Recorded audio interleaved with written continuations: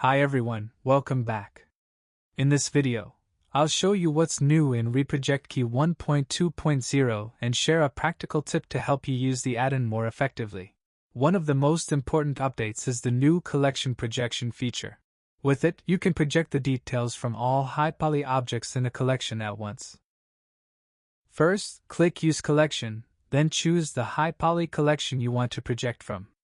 After that, enable Project Unmasked. Next, select the low-poly model that will receive the details, switch to Sculpt Mode, and press Ctrl+3 to add a multi-res modifier. Once that is ready, click Create Projection. Now the add-on will project the high-poly details from all objects inside that collection onto your low-poly mesh in one go. It still preserves your multi-res subdivision history after the projection, which makes the workflow much more flexible for later edits. One important thing to keep in mind: do not place the low-poly target mesh inside the projection collection.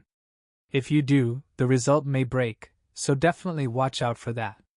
If you click Revert Last Projection, you can jump back to the step right before the projection. Sometimes Ctrl+C does not fully return the mesh to the pre-projection state in a single undo, so this button can be a real lifesaver.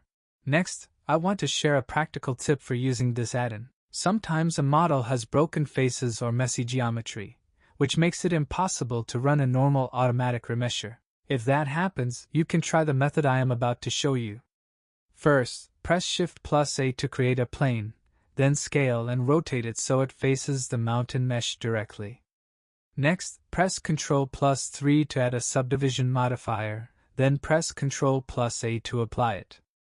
Add another level of subdivision if needed, so the mesh has a suitable polygon density. After that, in Reproject Key, use the eyedropper to pick the mountain mesh and enable Project Unmasked. Then click Create Projection to start the projection. Once the projection is complete, click Face Set from Shape Key to create a face set for the projected area. Then switch to the Draw Face Sets brush, hold Ctrl, and paint in any missing areas. When everything looks correct, click Apply All. Next, in Face Sets, choose Extract Face Set to extract that region into a new mesh.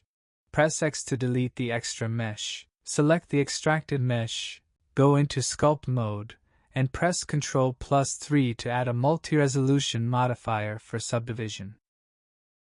Finally, go back to Reproject Key and click Create Projection again to reproject the mountain's sculpted details onto this new mesh with the multi-resolution modifier.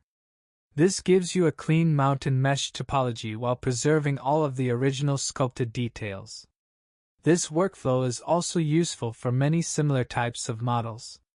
Give it a try, and you can find the add-on download link below. Thanks for watching, see you next time, bye.